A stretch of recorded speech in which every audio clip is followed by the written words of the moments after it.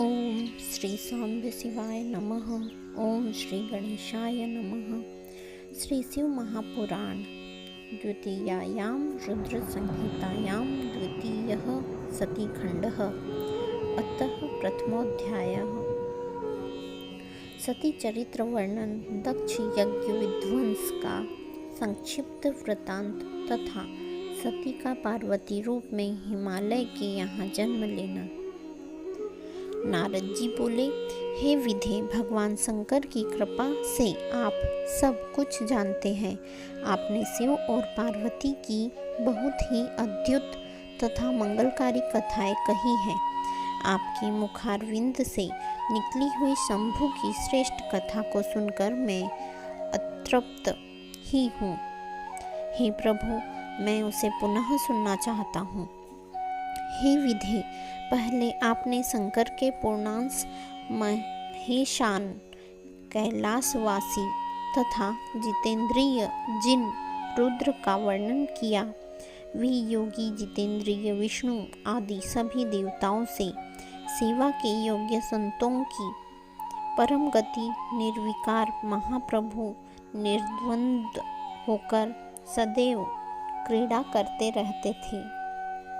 विष्णु की प्रार्थना से प्रसन्न होकर वे मंगलमयी परम तपस्विनी तथा श्रेष्ठ स्त्री से विवाह करके गृहस्थ बन गए। सर्वप्रथम वे शिवा दक्ष पुत्री हुई और तत्पश्चात पर्वतराज हिमालय की कन्या पार्वती के रूप में उन्होंने जन्म लिया। एक ही शरीर से वे दोनों की कन्या किस प्रकार से मानी गई, ये प्रश्न किया जाता है नारद जी द्वारा। वे सती पुनः पार्वती होकर शिव को कैसे प्राप्त हुई? हे ब्रह्मन, यह सब तथा अन्य बातों को भी आप कृपा करके बताएं। सूत जी बोले, शिवभक्त देवर्षि नारद के इस वचन को सुनकर मन से अत्यंत प्रसन्न होकर ब्रह्मा कहने लगी। ब्रह्मा जी बोले, हे तात, हे मुनि श्रेष्ठ, सुनिए। अब मैं शिव की मंगलकारिणी कथा कह रहा हूँ, जिसको सुनकर जन्म सफल हो जाता है, इसमें संशय नहीं है। हे तात, पुराने समय की बात है। अपनी संध्या नामक पुत्री को देखकर पुत्रों सहित मैं कामदेव के बाणों से पीड़ित होकर विकासग्रस्त हो गया। हे तात, उस समय धर्म के द्वारा स्मरण किए गए महायोगी और महाप्रभु रुद्र पुत्रों सहित मुझे धिक्कार कर अपने घर चले गए। जिसकी माया से मोहित हुआ मैं वेदवक्ता होने पर भी मूढ़ बुद्धि वाला हो गया। उन्हीं परमेश्वर शंकर के साथ मैं अकरणीय कार्य करने लगा। शिव की माया से मोहित हुआ मैं मूढ़ अपने पुत्रों के सहित ईर्ष्यावश उन्हीं को मोहित करने के लिए अनेक उपाय करने लगा। हे मुनीश्वर, उन परमेश्वर शिव के ऊपर किए गए मेरे तथा मेरे उन पुत्रों के सभी उपाय निष्फल हो गए। तब अपने पुत्रों सहित उपायों को करने में विफल हुए मैंने लक्ष्मीपति विष्णु का स्मरण किया। शिव भक्ति परायण तथा श्रेष्ठ बुद्धि वाले भगवान विष्णु ने आकर मुझे समझाया। शिव तत्व को भली भांति जानने वाले भगवान रमापति के द्वारा समझाए जाने पर भी विमोहित मैं अपनी ईर्ष्या और हठ को नहीं छोड़ सका। तब मैंने शक्ति की सेवा कर उन्हें प्रसन्न किया। उनकी ही कृपा से शिव को मोहित करने के लिए अपने पुत्र दक्ष से वीरण की कन्या अश्विनी के गर्भ से कन्या को उत्पन्न कराया। अपने भक्तों का हित करने वाली वही उमा दक्ष पुत्री नाम से प्रसिद्ध होकर दुःसह तप करके अपनी दृढ़ भक्ति से रुद्र की पत्नी हो गई। विकार रहित बुद्धि वाले वे प्रभु रुद्र अपने विवाह काल में मुझे मोहित कर उमा के साथ गृहस्थ होकर उत्तम लीला करने लगे। उमा के साथ विवाह कर संतान उत्पन्न करने की इच्छा से अपने कैलाश पर्वत पर आकर स्वेच्छा से शरीर धारण करने वाले तथा सदा स्वतंत्र रहने वाले सदाशिव अत्यंत विमोहित होकर उनके साथ रमण करने लगे।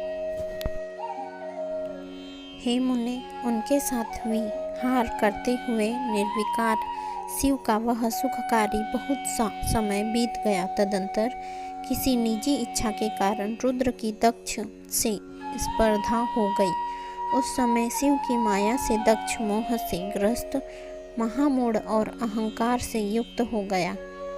उनके ही प्रभाव से महान अहंकारी, मूढ़ बुद्धि और अत्यंत विमोहित हुआ वह दक्ष उन्हीं महाशांत तथा निर्विकार भगवान हर की निंदा करने लगा।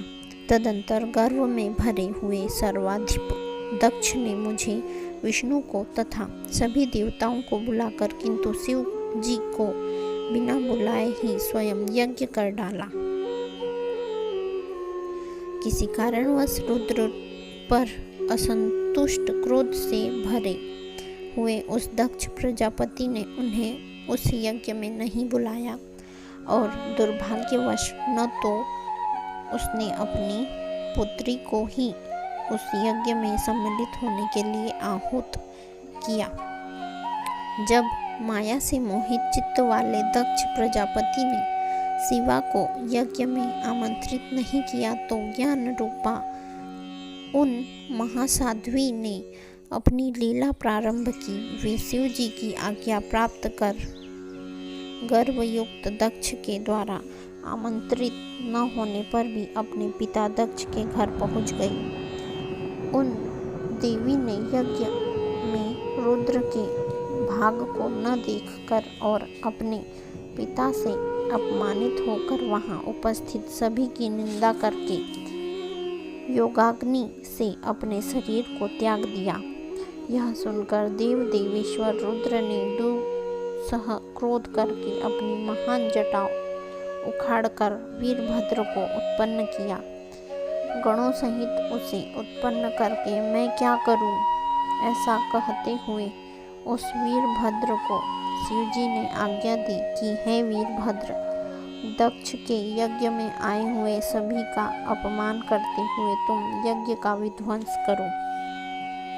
शिवजी की इस आज्ञा को पाकर महाबलवान तथा पराक्रमी वह गणेश्वर वीरभद्र अपनी बहुत सी सेना लेकर यज्ञ विध्वंस के लिए वहां शीघ्र ही पहुंचा।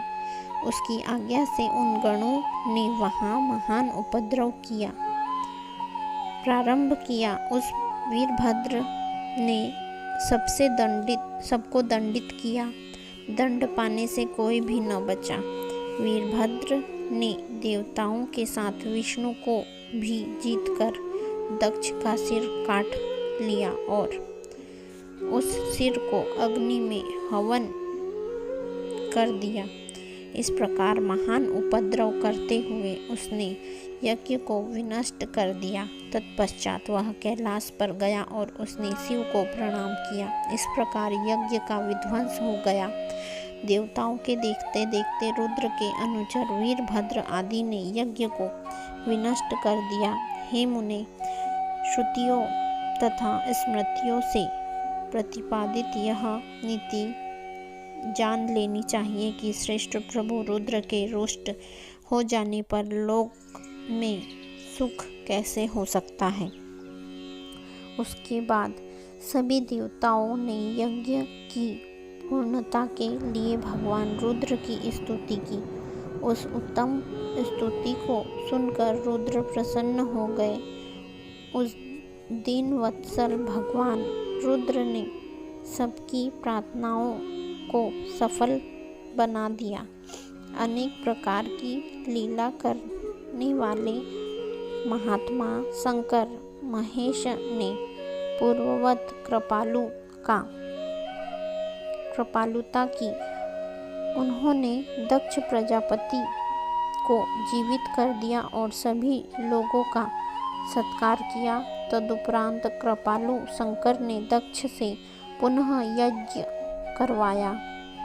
हे मुने, उस यज्ञ में विष्णु आदि सभी देवताओं ने बड़े प्रसन्नता मन से भक्ति के साथ रुद्र का विशेष रूप से पूजन किया। सती के शरीर से उत्पन्न तथा सभी लोगों को सुख देने वाली वह ज्वाला पर्वत पर गिरी। वह लोगों के द्वारा पूजित होने पर सुख प्रदान करती है। ज्वालामुखी के नाम से प्रसिद्ध वे परमा देवी कामनाओं को पूर्ण करने वाली तथा दर्शन से समस्त पापों को विनष्ट करने वाली है। संपूर्ण कामनाओं के फल की प्राप्ति हेतु लोग इस समय अनेकों विधि विधान से महोत्सव पूर्वक उनकी पूजा करते हैं। तदंतर वे देवी हिमालय की पुत्री के रूप में उत्पन्न हुई। तब उनका पार्वती यह नाम विख्यात हुआ। उन देवी ने पुनः कठिन तपस्या के द्वारा उन्हीं परमेश्वर शिव की आराधना करके उन्हें पति रूप में प्राप्त किया। हे मुनीश्वर, जो आपने मुझसे पूछा था वह सब मैंने कह दिया, जिसे सुनकर मनुष्य सभी पापों से छुटकारा प्राप्त कर लेता है। इस प्रकार श्री शिव महापुराण के अंतर्गत द्वितीय रुद्र संहिता के द्वितीय सती खंड में सती चरित्र वर्णन नामक पहला अध्याय पूर्ण हुआ। श्री शिवाय नमस्तुभ्यम। यदि आपने यह अध्याय ध्यानपूर्वक पढ़ा है तो कृपया कमेंट में श्री शिवाय नमस्तुभ्यम अथवा जय माता दी ओम नमः शिवाय लिखिए। चैनल सब्सक्राइब कीजिए तथा बेल आइकन प्रेस कीजिए, जिससे आगे आने वाले अध्याय का नोटिफिकेशन आपको जल्दी ही प्राप्त हो जाए। धन्यवाद।